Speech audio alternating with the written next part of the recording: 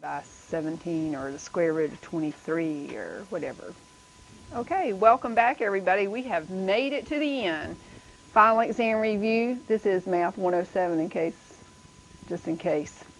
All right, and which is really just a final exam review. For our final exam review, I'm just going to invite you to turn the pages with me through the book where I point out things. If you know that you don't know, is that all that correct? That is where you need to be spending a lot of time. Take a lot of practice. Remember that if you're not working a problem, if there's a little trick of the trade in there, you'll miss it, and then you'll get on your exam and miss it.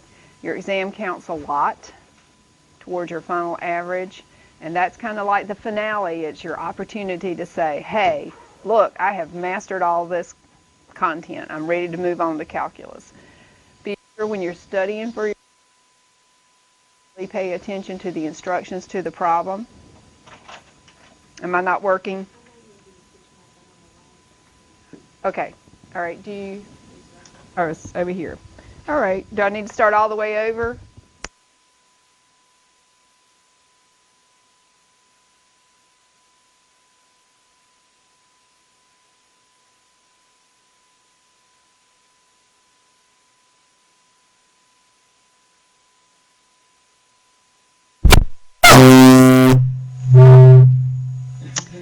Oh.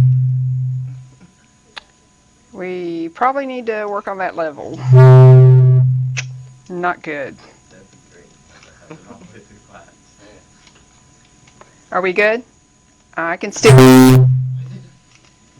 We may need to start over. That was just a wake-up call, everybody. Oh, okay. Did we roll the whole time? That was just a wake-up then for everybody who was listening. All right, so wake up. We're ready to talk about the review. Don't remember what I was saying, but I think I was saying that, you want to make sure you work the problems, not just look over them for studying for your test. Everybody has a different learning style for learning, practicing, getting ready for an exam. What worked for me when I was going through school was that I would work intensely for mastery, and I'd give myself like an hour, and then I would use some kind of little sticky. I'm still into those today, as you can tell.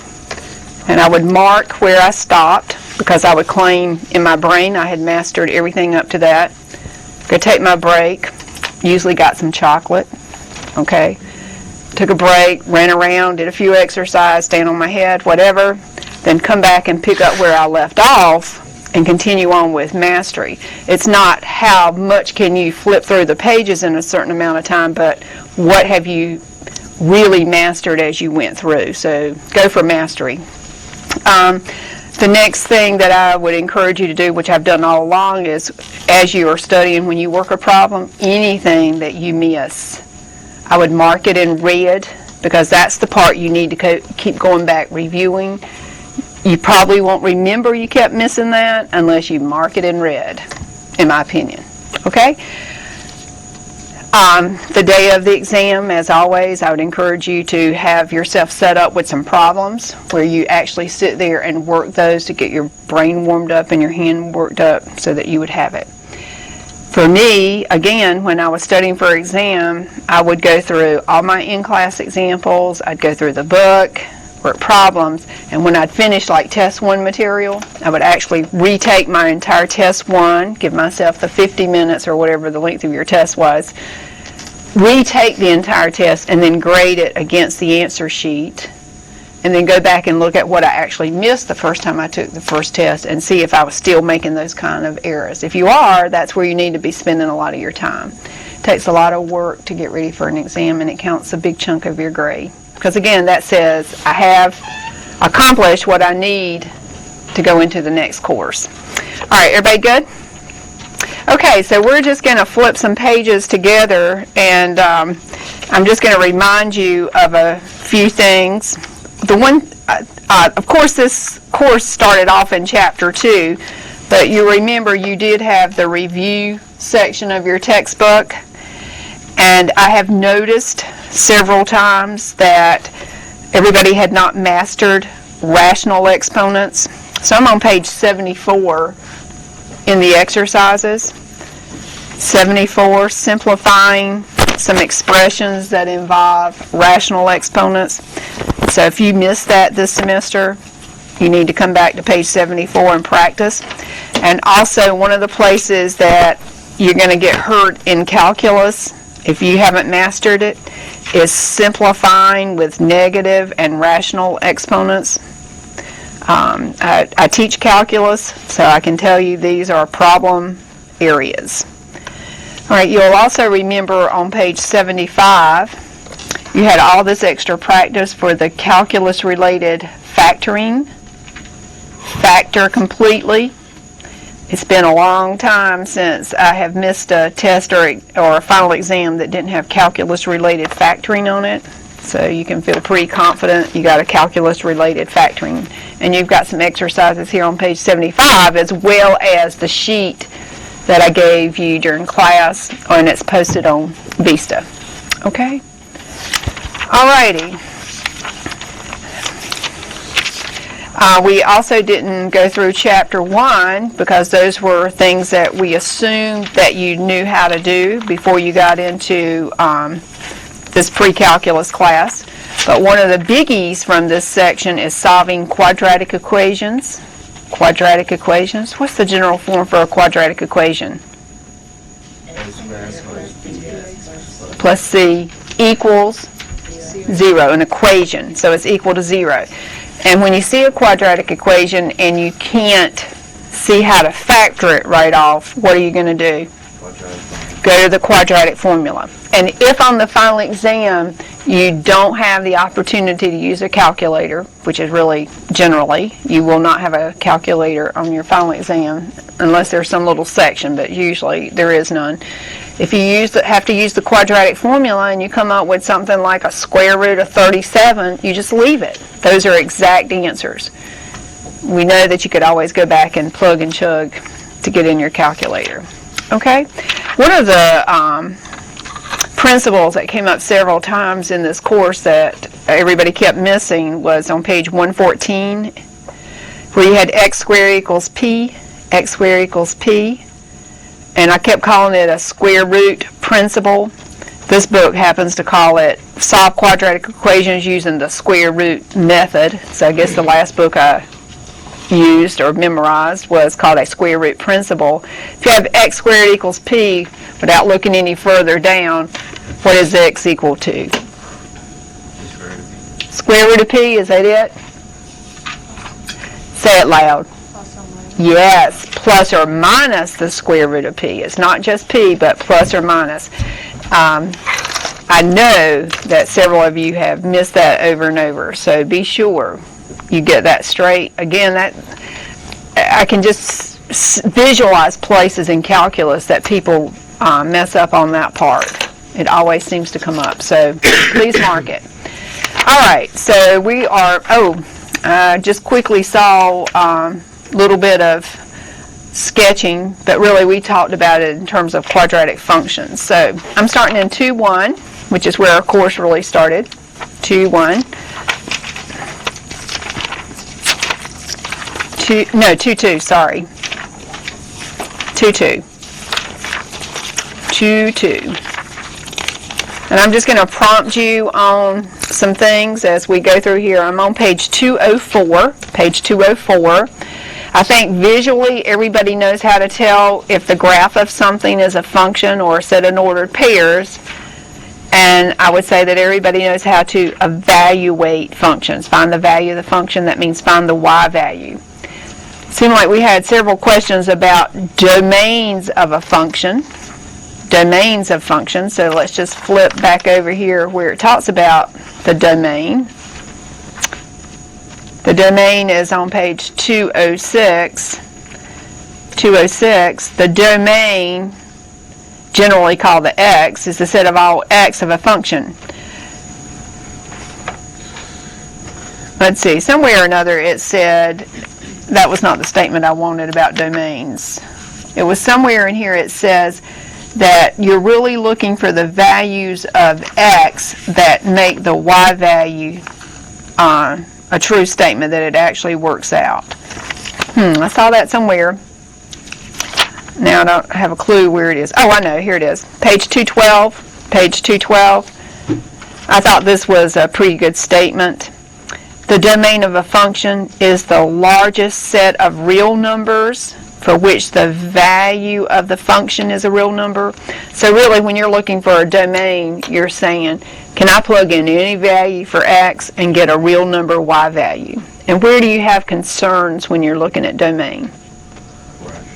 When you have a rational expression or a rational function, division by 0, what else?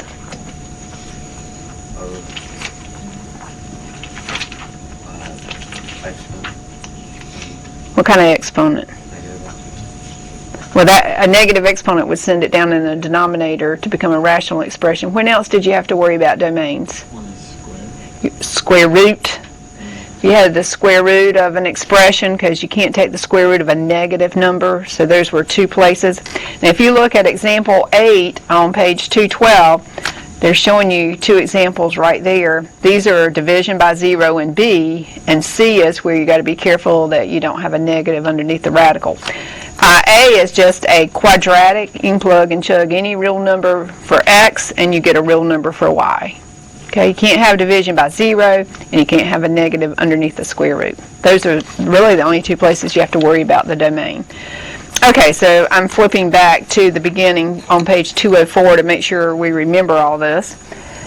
Part 4, objective 4, sums, difference, product, and quotient. That was just saying I'm creating a new function from some old functions. All right, flipping the page. Everybody went with the vertical line test for describing a function.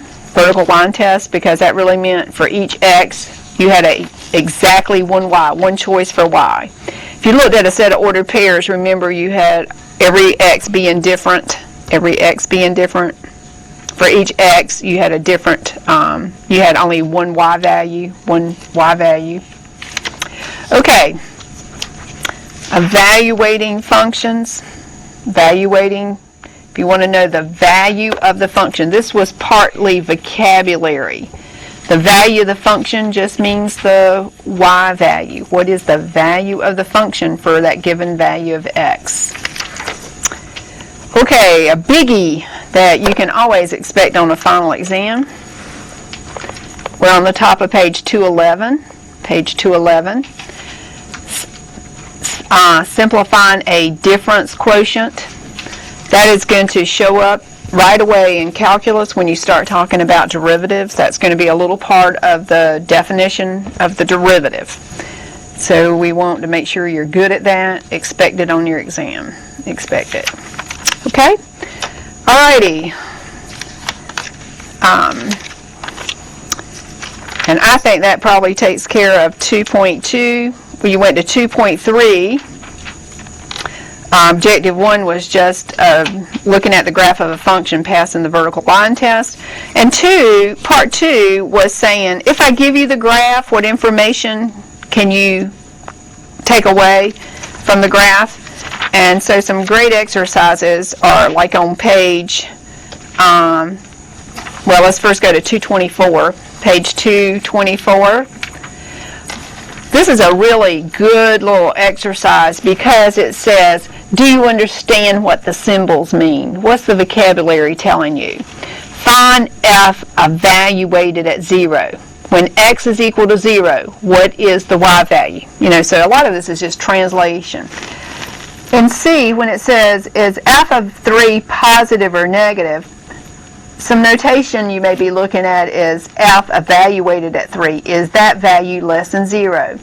It means, is the y value, remember f evaluated at x is a y value, is the y value at 3 positive or negative? So if you go up here to where x is 3, which would be somewhere right here, that has a negative y value. So the question is f of 3 positive or negative? Is the y value positive or negative? Well, it's negative. So make sure that you're comfortable with the words. X-intercept, Remember, if you're on the x-axis, the y value is 0. Y-intercept, you're on the y-axis, the x value is 0. For what value of x does f of x equal 3? Sometimes you'll have solve f of x equals 3. That means y equals 3. Solve for x. Okay? Hopefully all this stuff sounds really easy to you now. What is A saying again? What is A and B saying again? Asking for? A and B. It says find f evaluated at x equal to 0. So it says, what is y? This would say, what is y when x equals 0? This one says, what is y when x is 6? Okay? All right, and then on page 225, they didn't give you the picture of the graph, but they ask you lots of questions. How do you determine if a point is on the graph of this function? You plug the x in, and you determine if the y value then comes out to be 2 in this case. Okay? This is a very good vocabulary section, so make sure you understand the vocabulary. All right? 2.4.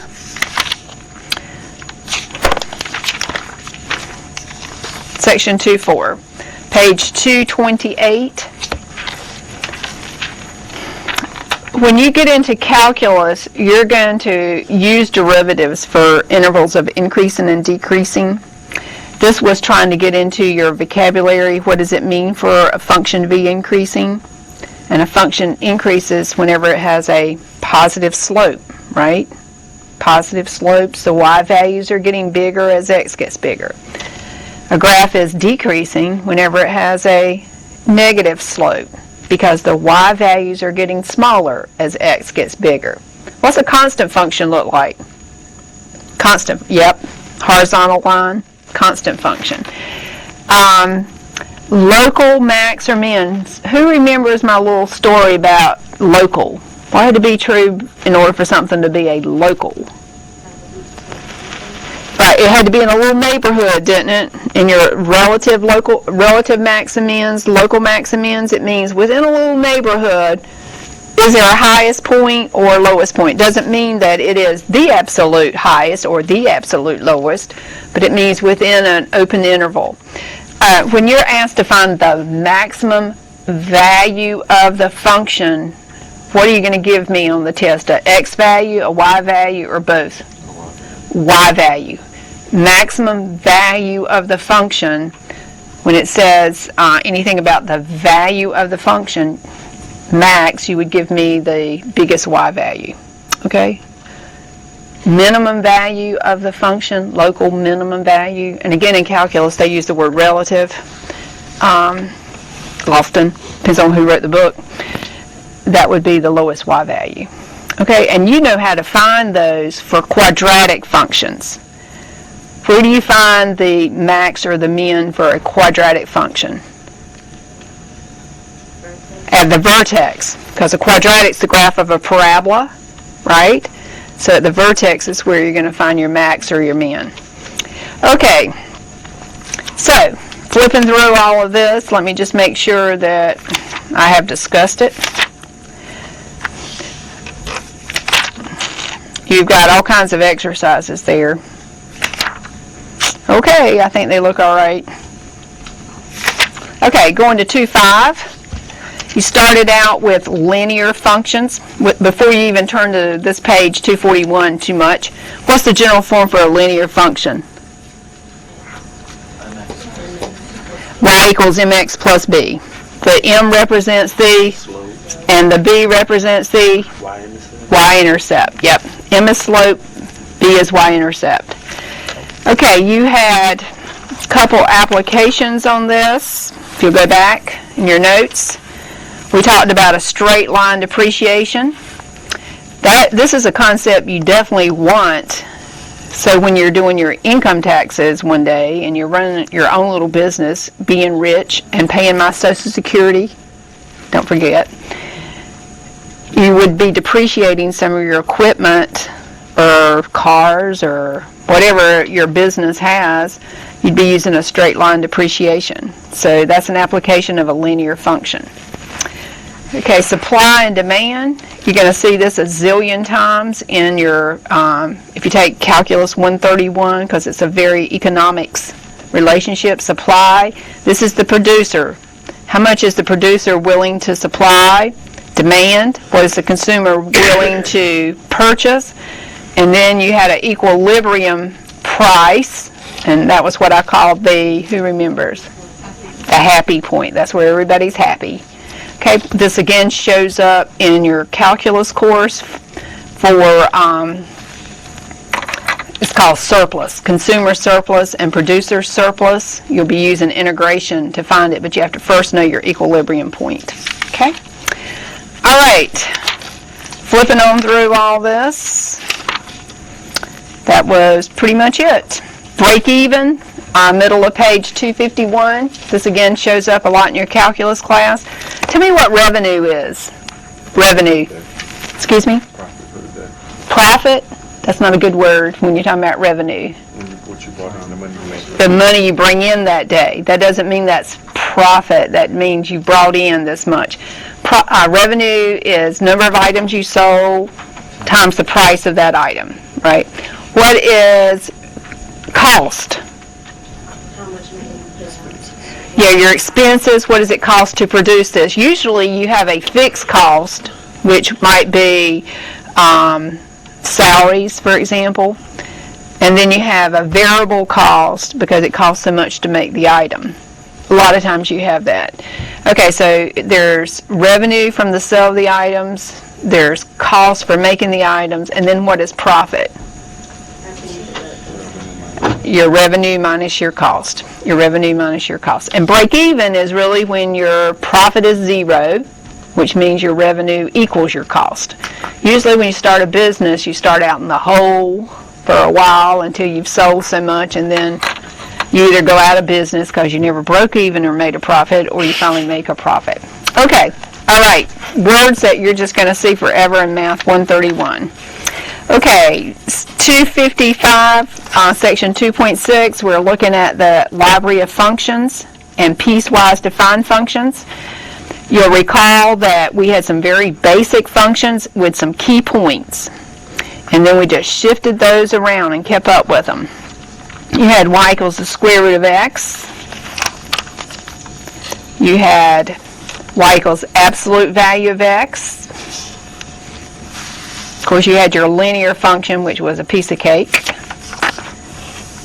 Oops, page 258. Page 258. Must have been what I used that day we went through it. To watch your key points and follow those around, you will have this class for sure on your exam, I know, because I just took it just a few minutes ago. You have to do some of your sketches. It says make very good sketches, label some key points, okay? All right, so you've got your quadratic. These are your basic functions, x cubed, square root of x. And I learned from you guys what to call the cube root of x. Do y'all remember what? Who was it that told me just call it a s? Was it you? I think it was. You, Sam. Okay. I was about to give somebody else the credit for your ability there. 1 over x, absolute value of x. We did not look at greatest integer function. Okay, piecewise defined function. This is going to come up again in your calculus class because you're going to have a section on limits. And they always do this to you. Basically, you've got 3 functions you're graphing, but how do you know what part you're going to keep? You look at your domain. It tells you only keep the part, in this example, where x is between -1 and 1, and including the -1. So if you graph that whole line, you only keep the part on your graph marked off between -1 and 1. And wherever the x is -1, that point is going to be a solid dot. And where you have less than 1, remember you put the open circle. Remember all that good stuff? Okay, piecewise defined functions. All right, moving on to 2.7. And this particular class did an outstanding job with your vertical shifts, stretches, compresses.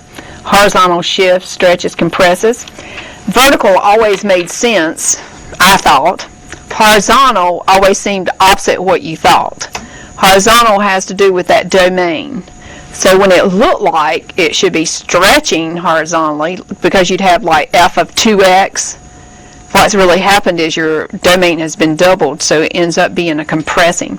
Compressing horizontally means you're squishing it towards the y-axis, and stretching horizontally means you pull it out this way. Vertically means in the y direction.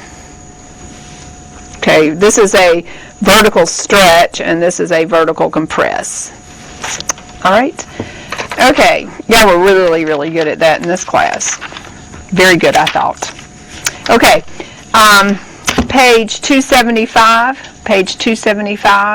in the exercises, I know you had some of these problems where it might say, given y equals the square root of x, find the function that is finally graphed after those transformations. Okay, so be sure you pay attention to all that good stuff. How could you write the function based on that information? Okay? Alrighty. 2.8 is what they now call mathematical models. In the olden days, it was called word problems. But a lot of people were bothered by that, so they called them models. You want to make sure you remember how you find your formula for areas and perimeters of rectangles and circles and volumes of boxes and surface area. Go back and look at all those. Okay. And you also had some demand equations in page 283 also. All right. We then went into the next chapter where we started talking about polynomials, and the simplest polynomial, of course, we're on page 298, is a quadratic function, one of the simplest, quadratic function. Being able to find the vertex, axis of symmetry, graphing, intercepts, max and mins. You got to be really good at quadratic functions. They just come up all the time, quadratic functions. You had a little formula for finding the vertex of a parabola, page 301 at the bottom. If you have it in the form ax squared plus bx plus c, a not equal to 0, otherwise if a were 0 you just have linear. The vertex, the x coordinates, that negative b over 2a.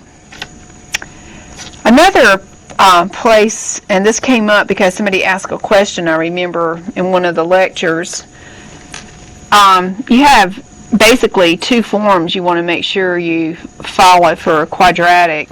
Ax squared plus bx plus c, or you could have the other form, a times x minus h squared plus k. What is hk in this form? The vertex. Vertex. The vertex is the ordered pair hk. So if you had to write the equation for some function, and you know the vertex, you've already got part of the equation there. I believe that was the problem we did during class that time, and then you knew it passed through another point that allowed you to find a. Okay? So, be sure you're comfortable with both. This one right here is nice because if you had to graph it, you know the vertex, you know to shift it around and then start sketching it. Okay? Alright, so quadratic functions. And then you had some applications.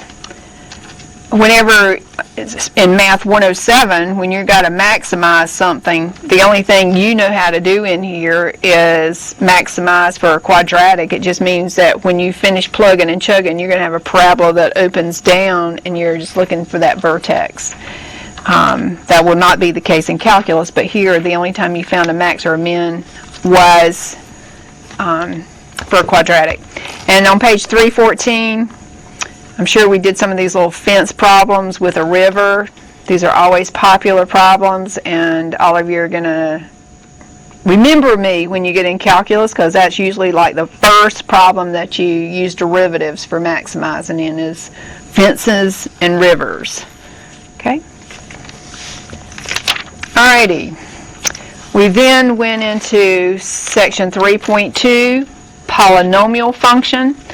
What had to be true about the exponents on the x for a polynomial function? What has to be true?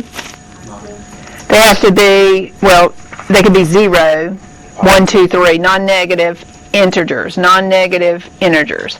You can't have a negative exponent because that would throw the x down in the denominator. So if you have a polynomial, what is your domain? All real, because you can plug and chug everything. How do you find the degree of a polynomial? The term of highest power. If your degree is odd, what do you know about the ends of your graph? One's going up, one's going down. If it's even, what happens? Both go the same way. All right, what does it mean to find the zeros of the polynomial function? You got your x-intercepts, exactly. Okay, it started you out with what they call just a good old power function, and that's just one term, a monomial right here in the side it tells you.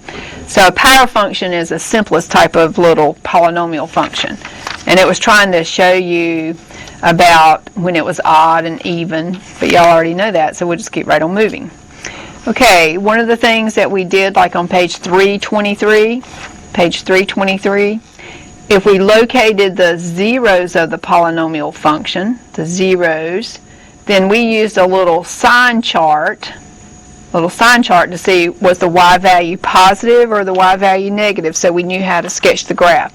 Since we were not using a graphing utility, and we hadn't had calculus, we didn't really mark any units off on the y-axis because we didn't know how high up we were going or how low down we were going. We were just trying to get a general shape.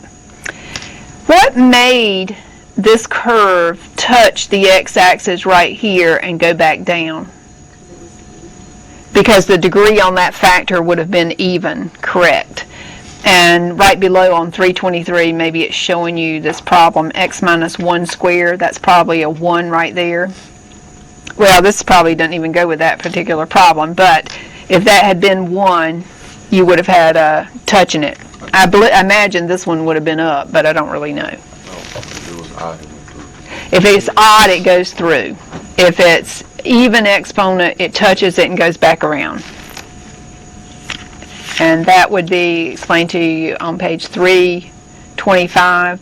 If r is a 0 of even multiplicity, it's going to touch the x-axis and just turn around and go back.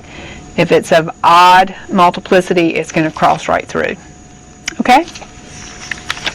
Oh, this gets missed all the time. Let me say that again. Look on page 324. 324, example 6, without looking underneath.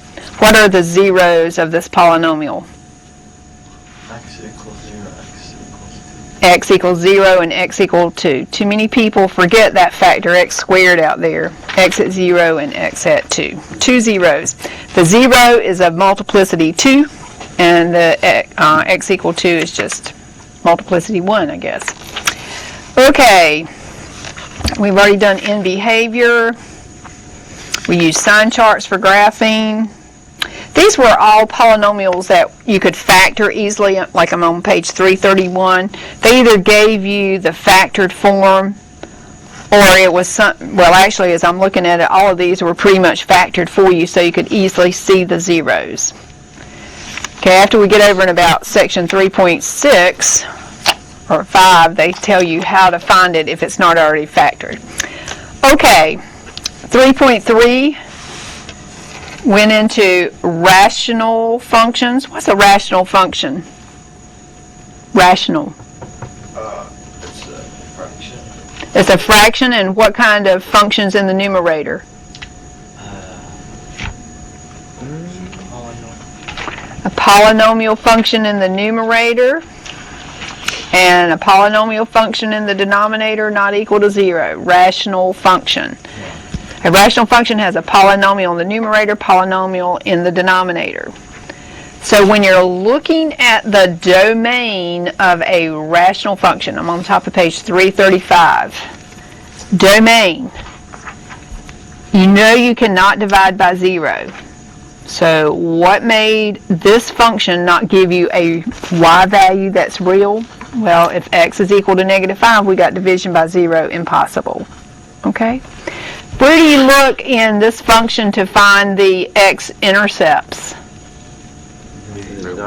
You let y be numerator. If you're looking for the x-intercepts, remember y is 0. Well, the only way you get a fraction to be 0 is when the numerator is 0. Well, if you multiply through by the common denominator, you'd have 0 equals 2x squared minus 4, right? That would be equal to finding zeros. Zeros. X-intercepts or zeros, we're saying the same thing. Okay? All right. Missed the x-intercepts. The x-intercepts for this one would be, what, plus or minus square root of 2? If you solved it. The x-intercept 0 equals 2x squared minus 4. 4 is equal to 2, half. Sorry. 2. 4 divided by 2 is 2. 2 equals x squared, so x is equal to plus or minus square root of 2. Okay? Those would be the x-intercepts. All right, remember that when you have a rational function, you want to make sure that when you're looking for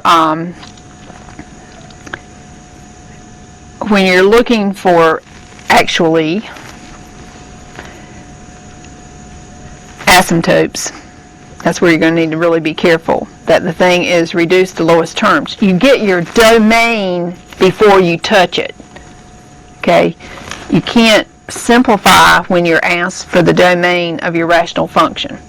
Then when you get ready to start looking for any vertical asymptotes, your rational function is going to have to be reduced to lowest terms because it might be a straight line with a hole in it. I think you had that on one of your tests in here. Okay? So domain for any function is before you touch it.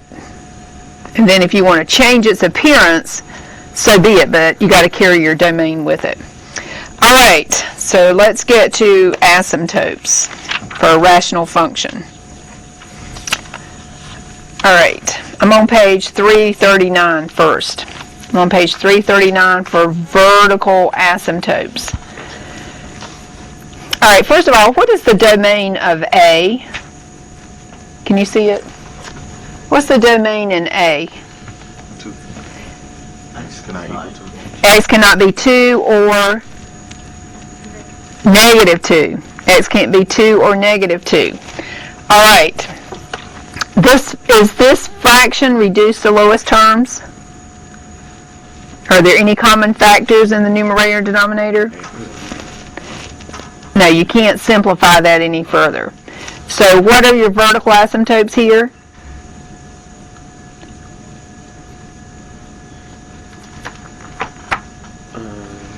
X is 2. and -2. X is 2 and -2. So you can use your domain, and if you can't reduce it any further, then you've got your vertical asymptote. So your domain here is x is not equal to 2 or -2, because that's division by 0. This thing does not reduce any further. Therefore, x equals 2 and -2 are vertical asymptotes. All right. What do you recall the horizontal asymptote for A would be? Horizontal. Y equal to 0, y.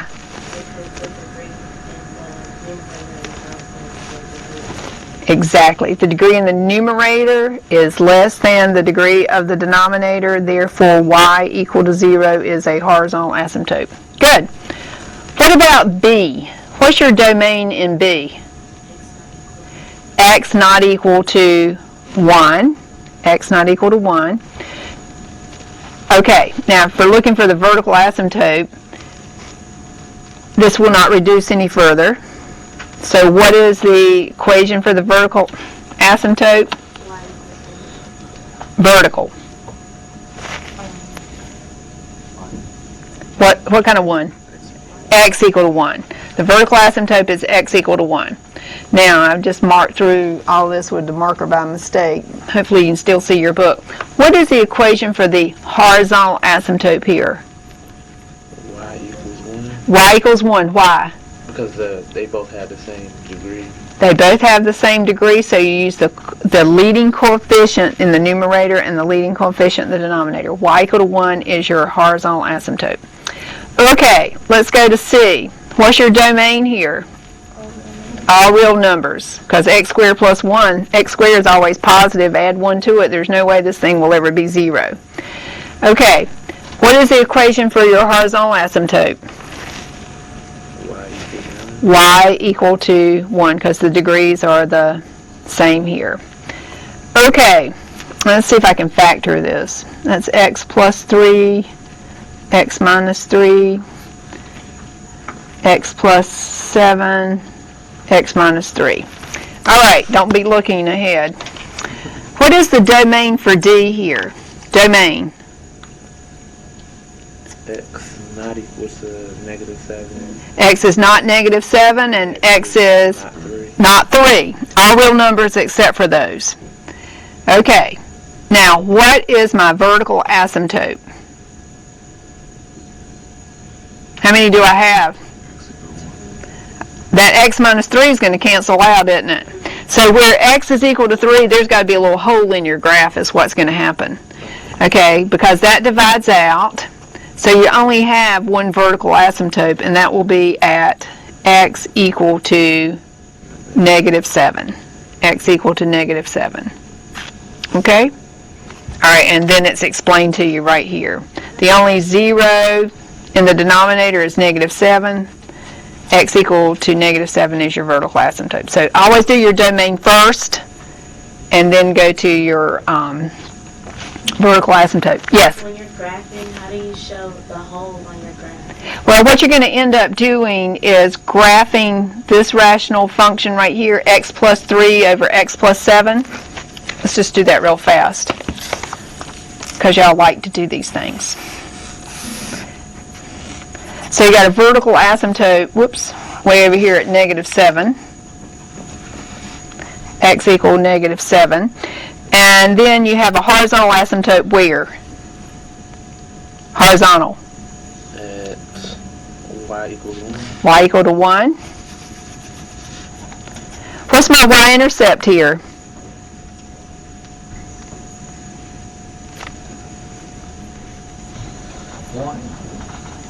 No, y-intercept, let x be 0.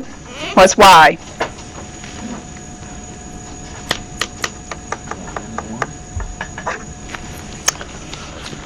It doesn't matter whether you put it back in the original problem. If you let x be 0, you got negative 9 over negative 21. Or if you put in after you've reduced, you're still going to get a positive 3/7, right? So if you let x equal to 0, y is 3/7. That's right here. What's your x-intercept going to be? Negative 3? 0 in the numerator? Okay, so you can plot some points, but at this moment, your graph, I wanted to use a different color. Your graph is going to look like this and like this, because it is basically the graph y equals 1 over x deal that's been shifted around. However, your domain originally is that x cannot equal negative 7, x cannot equal to positive 3. So what happens is, wherever your 3 is, you have to come up here and put a little circle to show that you're leaving it out. And that's the way it works. So if x can never be 3, you can look at it this way. If x can never be 3, y can never equal 3 plus 3 over 3 plus 7. Y can never be 6/10. Y can never be 6/10. Thank you for asking that. That was a good question to follow through on. All right, everybody okay? So wherever your domain is left out, if it isn't a vertical asymptote, you sketch your reduced function and put a little hole where that number is. Okay? Everybody good? All right.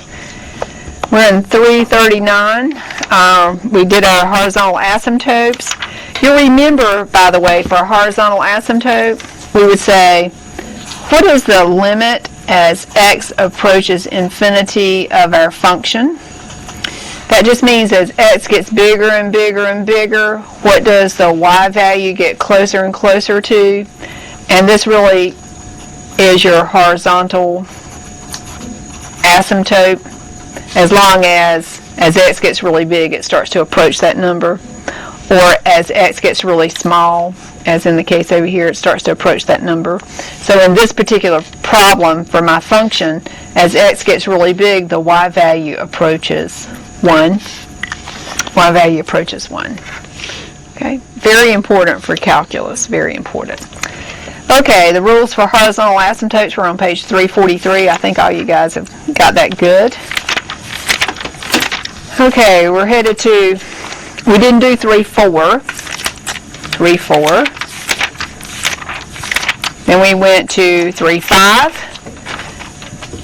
3-5 was just making sure you really could figure out how to do a sign chart. We'd already done that by the time we got to 3-5. For checking around your zeros to see when your function is positive, negative, so you would know how to graph.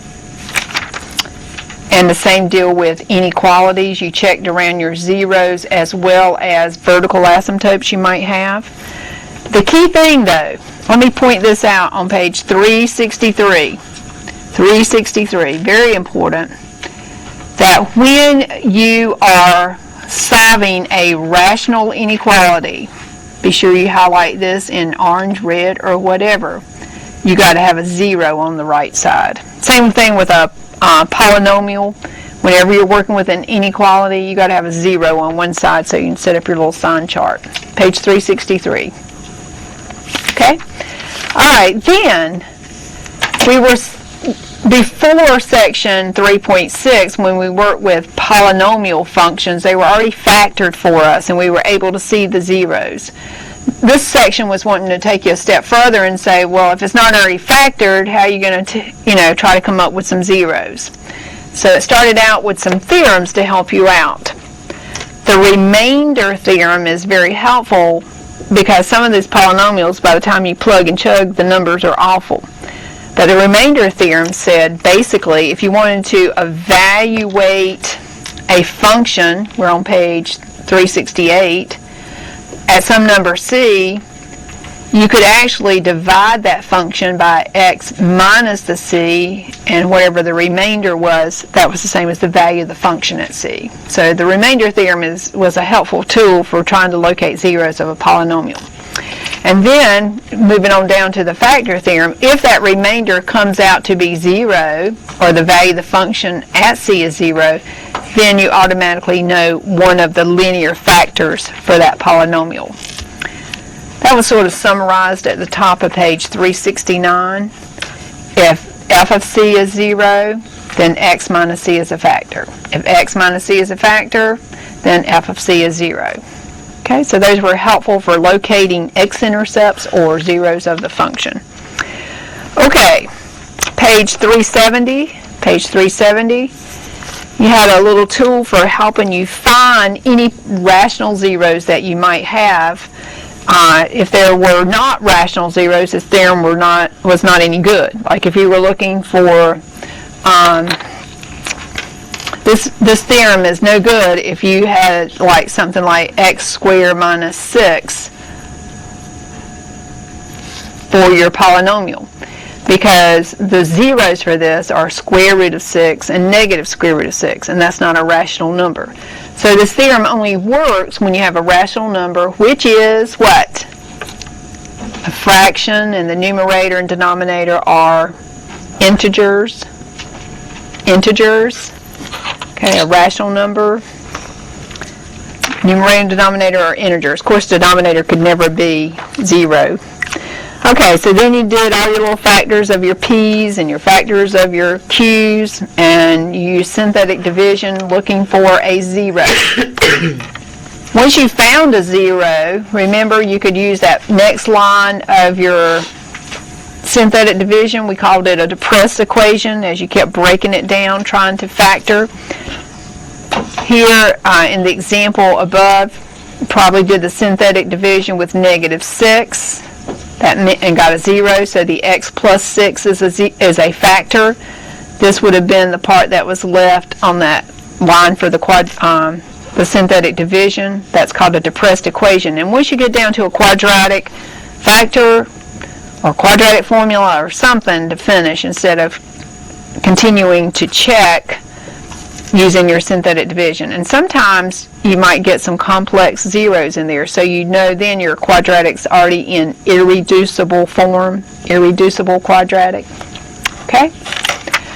Alrighty. The key word again is on page 372, potentially rational zeros. Potential. You have to check them out and decide what are, if any. Okay. 374, if you look back, that's where we talked about unique linear factors, ax plus b, remember the exponent on the x is 1, or irreducible quadratics, meaning that you can't factor it any further with real values. Okay? Alrighty. We didn't do bounds. Intermediate value theorem on page 377. This is going to come up, this really comes up a lot in engineering calculus. I'm 99% sure you'll see it in your Math 131. Actually, at this moment, I can't remember if you do or not. I know it comes up in the engineering calculus. Intermediate value theorem is basically telling you if you have a polynomial function that's always defined for all x, and if at one value the y value is negative and at the next one the y value is positive, well, somewhere or another it had to go through the x-axis, so there is a zero of the function. It helps you narrow in on zeros of functions. Okay, that's 3.6. 3.7. Sometimes you have quadratic equations that do not have real roots. And so this was bringing you back to complex roots, and complex roots always appear in conjugate pairs. If you have one complex number for a root, then its conjugate is also a root. Okay, so you had a lot of practice in 3.7 with complex. For example, I'm on example 2 on page 383. You immediately know that if you're told negative 4 plus I is a 0, then negative 4 minus the I is also a 0, because they always appear in complex conjugates. Okay? All right.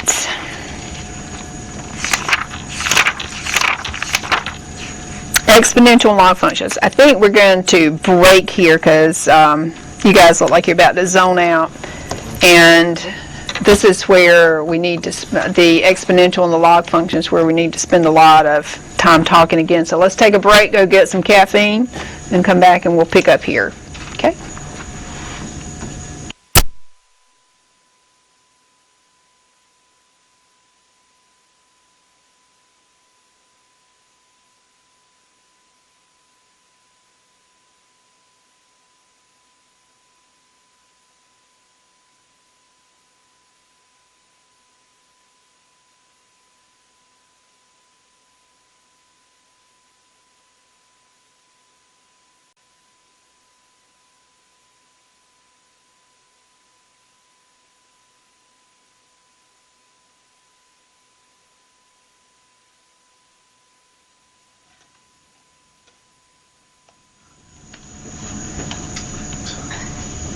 Okay, we are back and we're still working on reviewing for the final exam.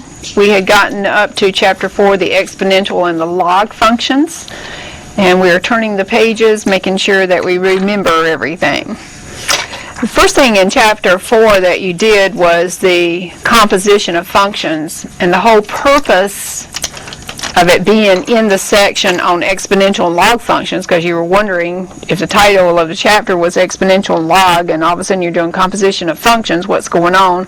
And that is because the authors of the textbook were leading you into learning that when you form the composition of two functions, and one function undoes what the other did to it. You put in an x into one, then you get that answer and put into the next, and you come back out with x, that those functions are inverses of each other. And so what it turns out is that exponential and log functions are inverse functions of each other. And so by forming compositions, you are creating some new functions, but whenever you form that composition and you come out with x, then you have inverses. Okay, so basically, chapter 4.1, you had composition of functions. And on page 403, I reminded you that often in calculus, because this is getting to one of the rules for derivatives called the power rule, that you would have to decompose the functions in order to apply that particular rule for derivatives. And so you had to decompose to two smaller functions. And just looking at number 55, if you'll recall, I said let f be the main idea of what was going on and g of x be in the details. So for number 55, what would your function f be, everybody? No, what's the idea here? What's the main idea for this function? You're taking a square root. So f would be square root of x. And then g of x comes back and says, what particularly are you taking the square root of? So g of x would be your x squared plus 1, called decomposition of functions. Okay? All right, one-to-one. We know in order for a function to have an inverse, it has to be one-to-one, and everybody immediately goes to a horizontal line test. This was getting us ready again to get in those exponential functions. You know that if you just have some ordered pairs or a graph, you're just interchanging x's and y's for the inverse function. And then you learned algebraically selected functions only. Not every function can you rewrite as y equals for its inverse, but you interchanged x and y and solve for y to find the inverse of that. Domain of your function becomes the range of your inverse. Range of your function becomes the domain of the inverse. And here is the part on page 409 for verifying that two functions are inverses when you form their composition both directions and you get back what you started with. So if that x happened to be a 3, when you substitute it in, your answer comes out to be 3. One function simply undoes what the other did to it. Okay, you solved them algebraically. That's on page 413. Then you finally got to the part about exponential functions.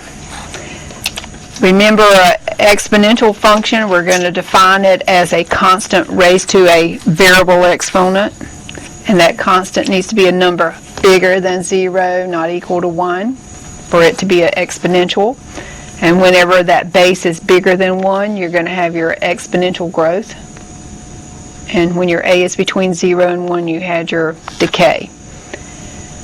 Okay, the number e, that we call that a natural exponential number. E is about 2.72. The natural exponential function is y equals e to the x. Graphing exponential functions. Don't forget to go back and review all your properties of exponents. That's over on page 420, all your properties of exponents. You saw that happening over and over again. Your domains for exponential functions are usually pretty easy. Domain, because you can raise a number to any power. However, a is a positive real number. It's got to be a number bigger than 0. So when you raise a number to a variable power, you will never get a y value that is negative or 0. So your y value here is always greater than 0. What do we have for an asymptote? What's your asymptote going to be? For your exponential function, y equals a to the x. Y equal to 0. Y equal to 0. On page 421, these we did this graph in class. Y equals 2 to the x, and then we did a 3 to the x, and then we did a e to the x. We did it when a was bigger than 0.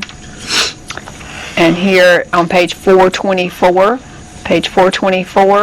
whenever your a is bigger than 1, you have your basic graph of y equals a to the x. It always goes through the point 0, 1 unless you have some transformations. Y equal to 0 is your horizontal asymptote. So if you had a transformation such as y equals 2 to the x minus 3, it's going to look like this, but you're going to do a shift down of 3. What's going to be your asymptote here? Y equals negative 3 would be your horizontal asymptote. Y equals negative 3, because you're just shifting everything down 3. So as long as a is greater than 1, you're going to have one of these little growth curves. When a is less than 1, I don't know where that is in here. Oh, next page. Page 425.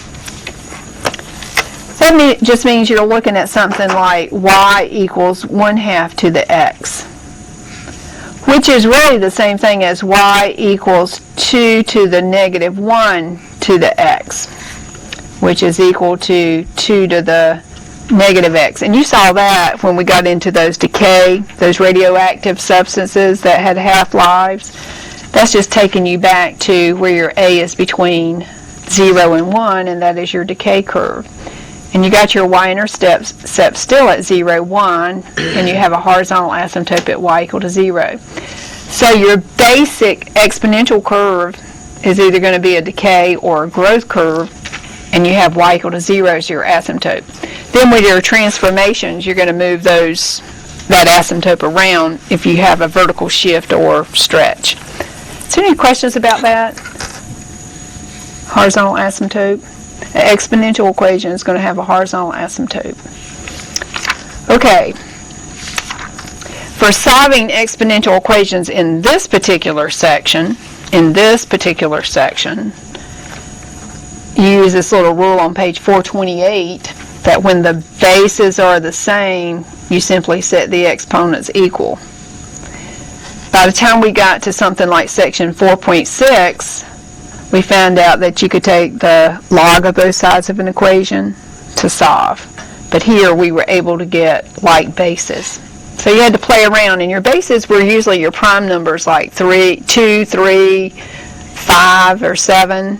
So you work to get like bases with your prime numbers. Okay? Exponential. Then we started the logarithmic functions on page 435. And we had to come up with a definition, not us, somebody else came up with a definition a long time ago. It's a definition, how to convert from logarithmic form to exponential or exponential to log. So that was a definition. It wasn't like there was any rhyme or reason why they did it that way. Okay, but it was defined. And a logarithm simply is merely a name for a certain exponent. So this says, what exponent do I put that base a at that's going to give me that argument x? Okay. You learn to, you had a lot of, let's see, did we get the properties yet? Let's see, domains, very important. When you were looking for the domain, I'm on page 437, the domain of a log function. Whatever your argument is, it has to be greater than 0. You cannot take the log of 0, punch away on your calculator. You cannot take the log of a negative number. So if we're finding your domain, you're always looking to make sure that your argument is greater than 0. And when you find your domain for a log function, you're going to immediately know what your asymptote is. What is your asymptote for y equals log to the base 2 of x plus 3? What's going to be your asymptote? What is it? X equal to negative 3. Your asymptote is x equal to negative 3. What does your basic y equal log x problem look like anyway? Goes through 3, 0, Okay, y equals a to the x. I'm just going to do a bigger than 1. Looks like this. Goes through 0, 1. The graph of y equals log to the base a of x. We were just doing an inverse. Remember, it's the inverse function. It's going to look like this. This has the asymptote y equal to 0, so this has the asymptote x equal to 0. Recall that x has to be greater than 0. Over here, your range is y is always greater than 0. Remember, your range of this function becomes the domain over here. So your basic log function looks like this. And you always have an asymptote at whatever makes the argument equal to 0. All right, so going back to the problem we just looked at, where it was y equals log to the base 2 of x plus 3, by your shifts, you know that this is going to be a horizontal shift to the left 3. So you're sending everything over here 3 units to the left. So your asymptote would be x equal to 3. So you would send it over 3. This point's going to go over 3, and it's going to look like this. Okay? Negative 2. Did I say it wrong? Oh, wait, for the Oh, x equals negative 3. Yes, thank you. X equals negative 3, sending everything to the left 3. What about the other asymptote? There is none. There is no other It asymptote. says shift down 5. Even if it shifts down, see, an asymptote is what the curve is going to approach. This curve is going to go down forever and ever and ever, and it's going to go this way forever and ever and ever. It's not going to approach some other number. So even if you... But on the test, it's like -5. Okay. I shifted it down, I put like a horizontal asymptote. Right, there is not one. How come? Okay, you want to ask about this question, correct? Yeah. All right, so your basic curve is y equals log x. You're going to go down 5 and left 3, correct? I mean, it's a vertical shift down of 5, a horizontal shift to the left of 3. So y equals log x, natural log of x, is going to go through the point 1, 0 that looks like this. This curve goes forever and ever this direction. It goes forever and ever this direction.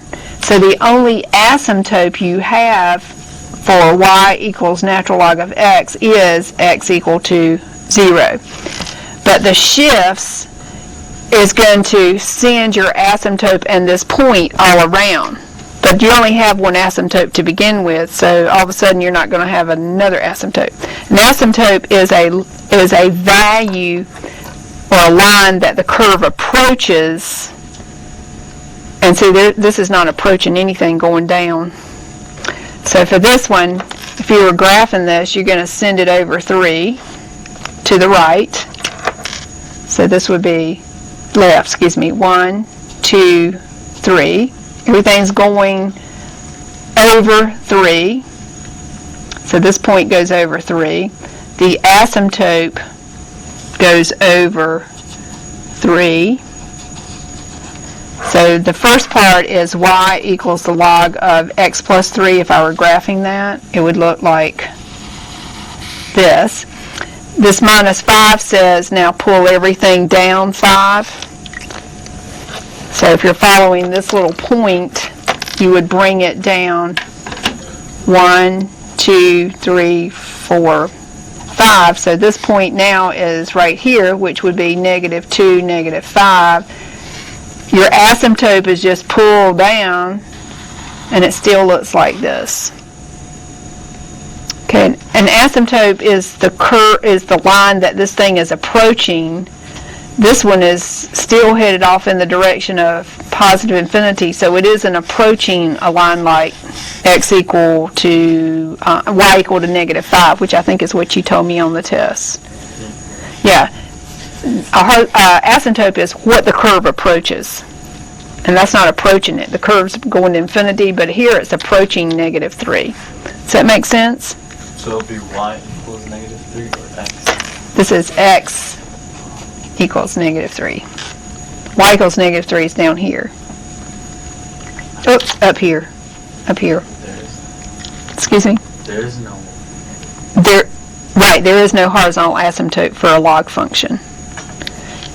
Okay, are we good? Everybody good?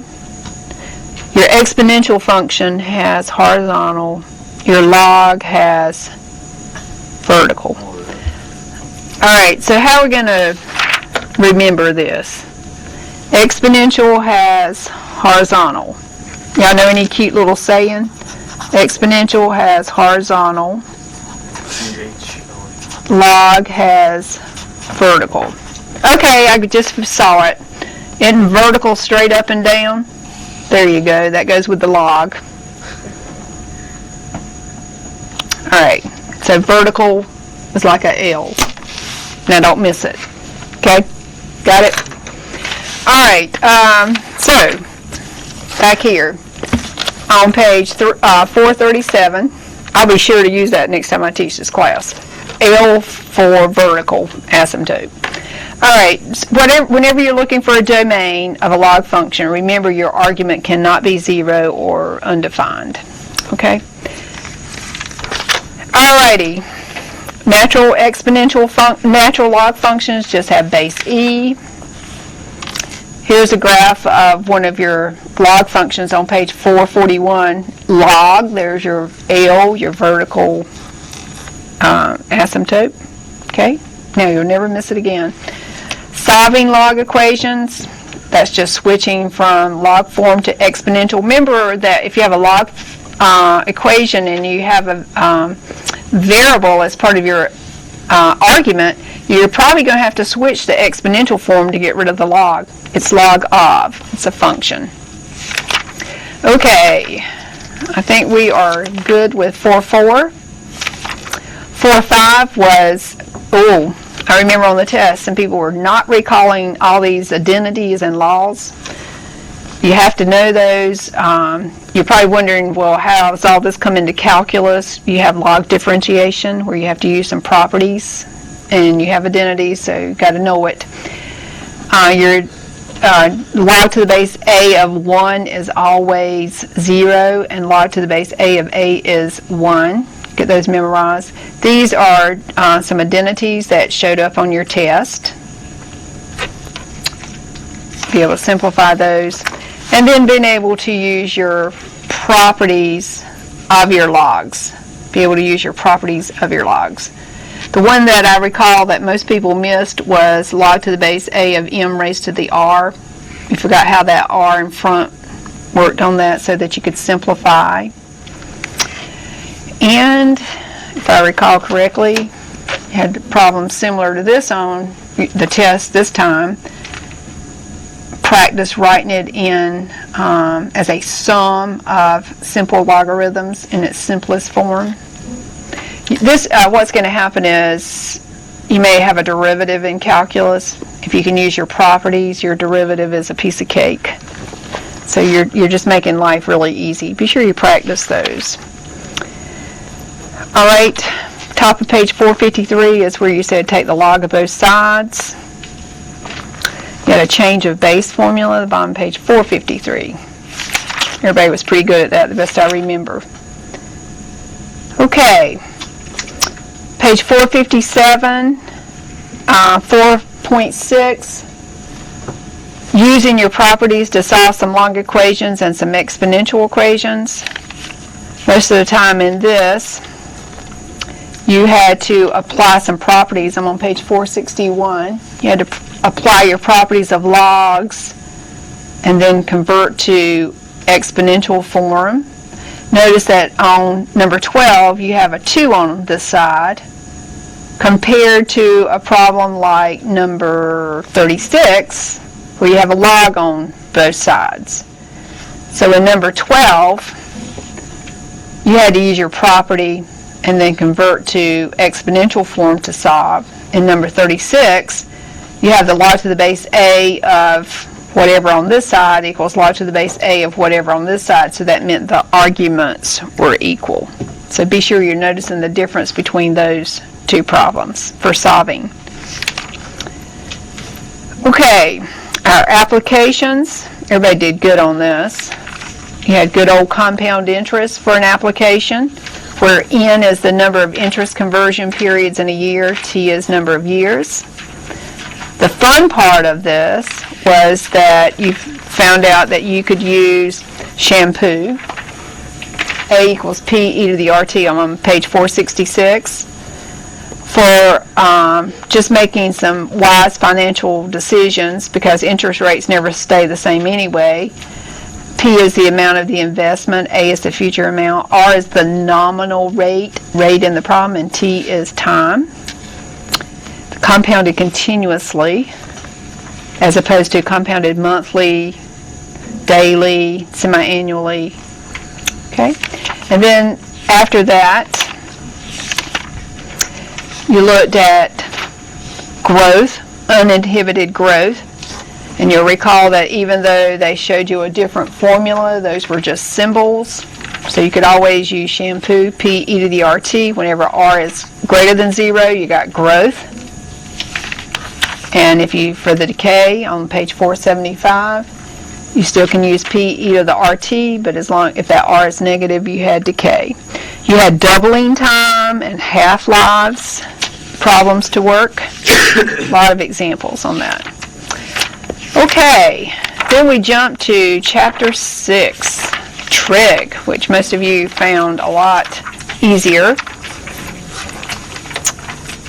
You had your angles in, I'm on page 597. You had your angles in standard position. If you went in a clockwise position, you had a negative angle. Counterclockwise, you went positive. Standard, initial on the X, and then you had your terminal side. You learned to convert from degrees to radians and radians to degrees. Page 603. These were some of your special angles that they were hitting you with earlier to go from degrees to radians and radians to degrees. Radians are just real number measures. That was easy, wasn't it, everybody? Pi over 180 times, or 180 over pi to convert. That's all there was to it. Okay, 6.2. 6.2 was where you had your definition of your trig functions based on the angle theta that was given, and we used the words opposite and hypotenuse. And I pointed out that if you knew the sine, you knew the cosecant.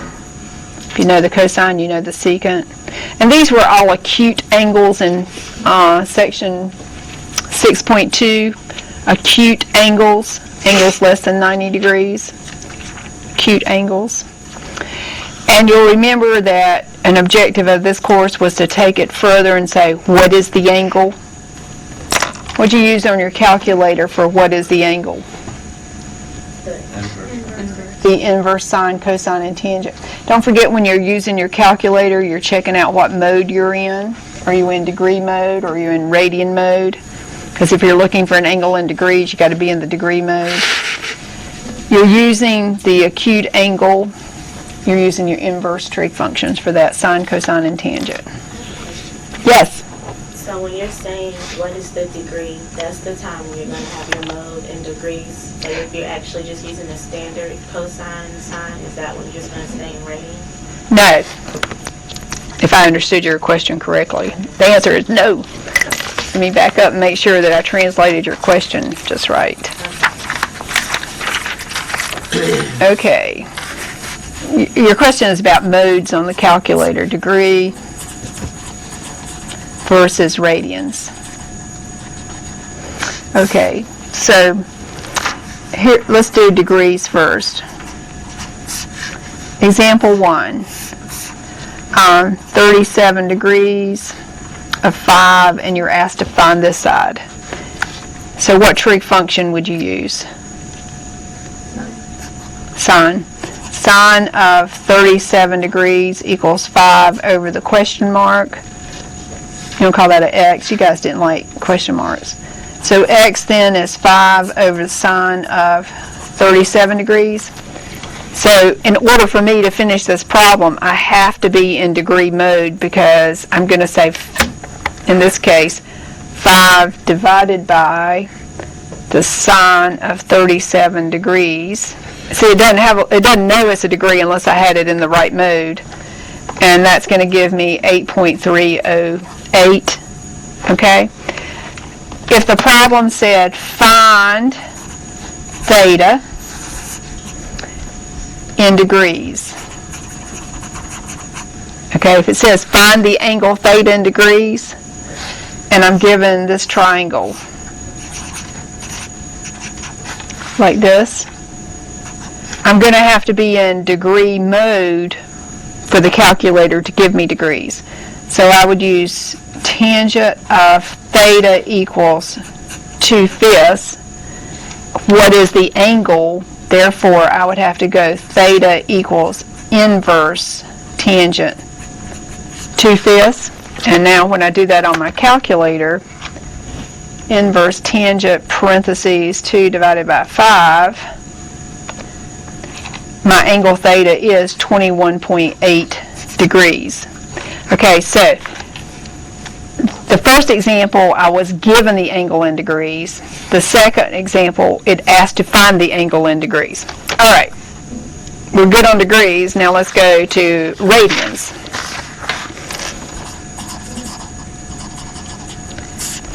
Okay, I could still draw a right triangle.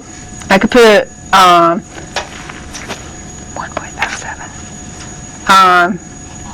1 as the measure of this angle. This angle theta equals 1 radian measure. And we'll put this to be a 5, and we're looking for this side. Actually, well, I don't know what the degree was. Okay, so we would say the sine of 1 equals 5 over my question mark, but that's 1 radian. So I'm going to have to say that my x here is equal to 5 over the sine of 1 radian. Because that's not degrees, that's a real number measure, I'm going to have to go to my mode now, get in my radians, so my calculator knows that's not a degree, and I would say 5 divided by the sine of 1 radian. And so x then is approximately 5.94 units. Okay? All right, now the second question I could say is find theta. 0 is less than theta less than pi over 2, or 1.57 pi over 2. That says I want the answer, the measure of the angle in radians. So here's my angle theta. Here's a 5 and a 2 right here. So I would say the tangent of theta equals 5 over 2. So theta, of course, is inverse tangent of 5/2. But they don't want me to give, in this problem, the answer in degrees. They want it in a real number measure. So I just have to make sure that my real number measure, I'm going to do the same problem I just did a second ago to verify this for you. 2 and 5. Let me switch those. 2 and 5, 2 and 5, 2 and 5. Okay, so I'm going to show you that we get the same answer. Was that so sloppy you couldn't tell? I'd be yelling at you guys, wouldn't I? Inverse tangent of 2 over 5. Okay, so I'm going to go inverse tangent, parentheses 2 divided by 5, and I get 0.38, approximately 0.38 radians. Okay, they look like the same problem I just did, right? Okay, over here we got that it was about 21.8 degrees. Approximately 21.8 degrees should be approximately equal to 0.38 radians. All right, let's just verify that. Okay, so we can just go 0.38, and we'll multiply that times 180 divided by pi to convert from radians to degrees. Everybody with me? So 0.38 times 180 divided by pi pi, and, oops, 180 divided by pi. Oh, yeah. I should be getting close to 21.8 degrees, and I got 21.7723, and all that was off because I was rounding. Okay, so I probably gave you more than you asked for, but the idea was if the problem says degrees, you got to make sure you're in degrees mode. If it says radians, you got to make sure you're in radians mode. And if you see a number and it doesn't have a degree with it, then it's radian mode. Is that good, everybody? Thank you for asking. Alrighty, so back in 611, you were in page 611, you were in acute angles. You had a bunch of identities. Sine squared plus cosine squared equals 1. And we derived those others. These are often helpful for finding the values of other trig functions. Like if you knew the tangent of an angle, you could just put it right here and come up with what the secant was for the angle. Just plug and chug. Complementary angles added up to 90. And somebody asked me about page 620. I don't know if I ever talked about it on video or not, but these were where you were supposed to simplify, middle of page 620. The sine of 80 degrees times the cosecant of 80. Well, isn't cosecant of 80 degrees the same thing as 1 over sine 80?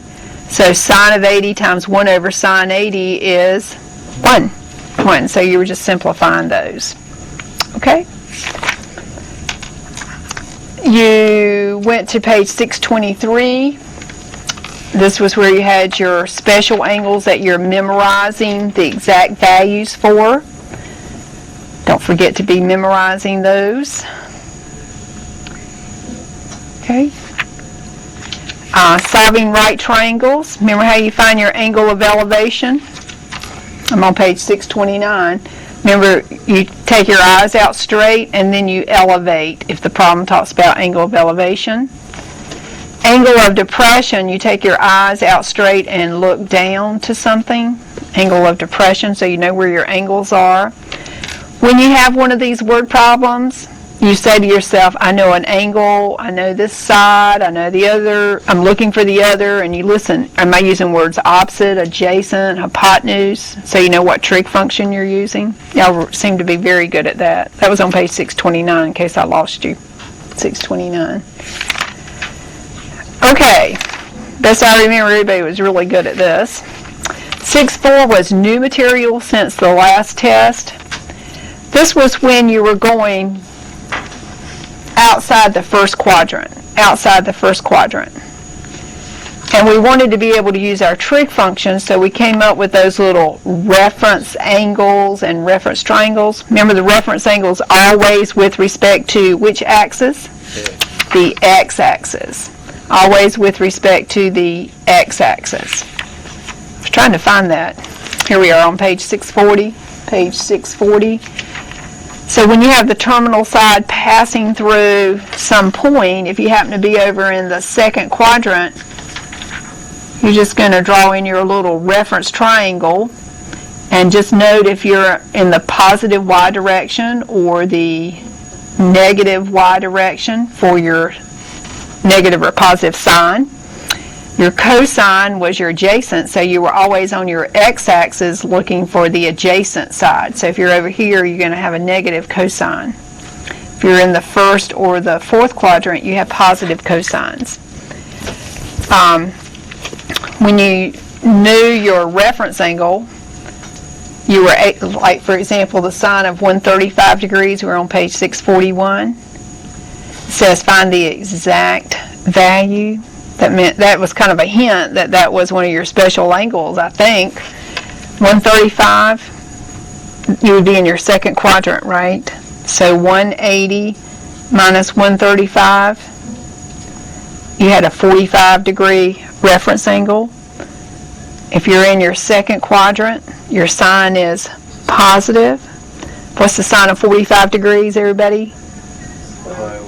Square root of 2 over 2, so the sine of 135 degrees is positive square root of 2 over 2. Be sure you work on those. You haven't been tested on that, so I mean, I always put those on exams, okay, because that's going beyond that. Is there any questions for me from 6-4? Because you haven't had a chance to ask questions on that. Anybody? 6-4? So what sections are going to be on the test? Everything. 6-5, we talked about last lecture. We just used the unit circle to help us sketch y equals sine x for one period and y equals cosine x for one period. That's in section 6.6. And then 6-7, we graph y equals tangent x for one period. Remember your asymptotes, I'm on page 673. Remember your vertical asymptotes for your tangent curve. That was the lecture before the review. Does somebody have a question from that? Everybody? Yes. What were you saying, like, when you have the equation form of the sine, like if it was 4 sine or something, I think is the 4 tells you what as far as when you draw your graph? Okay. Question was, if you had something like y equals 4 sine 3x, what does the 4 tell you? It's just like when you were doing transformations. Isn't that a vertical stretch of 4? So when you got ready to graph this, it's going to go up to 4 and down to -4 as opposed to going to 1. And how did you find out where your curve starts and stops for your period? 0 is less than or equal to 3x less than or equal to what? What's your normal sine and cosine period? 2 pi. So x is between 0 and 2 pi over 3. Okay, so your period for this one period is 2 pi over 3. How'd you find this halfway point here? Just divide by 2 or multiply by half, so that would be something like 2 pi over 6. Right, just multiply half of that and then get half of this. That's really a pi over 3. So this would be pi over 6, 2 pi over 6. This one would have to be 3 pi over 6 because that one's 4 pi over 6. Does your sine curve start up or down? At 0, 0 or up here at 4? 0, 0. So it goes like this. And that's one period. Okay. Yeah, what I was trying to say was like the words that you had gave like period and amplitude, the 4 will tell you what the amplitude is. The amplitude is 4, correct. Period is 2 pi over 3, which would be 2 pi over 3 minus 0. Is that good? Everybody good? Yep. Okay. All right, so that was 6-7. What else did we do? 8-1? 8-1. That was pretty easy for you, I think. That was just solving right triangles and applied problems. Given you had this on your test in here, where I gave you the graph of a right triangle and you had to solve for the missing parts. Best I remember, you did very good on that. And you had some word problems here. Is it time to celebrate? No. No? After the exam? All right, yes. Like the 10 points, are you gonna add that for the grade you get on the test or on the average? I need to talk to you about that because that doesn't apply to video classes. Okay? Anybody else? Everybody good? Okay. Good luck on the exam. It's an opportunity for you to demonstrate everything you know.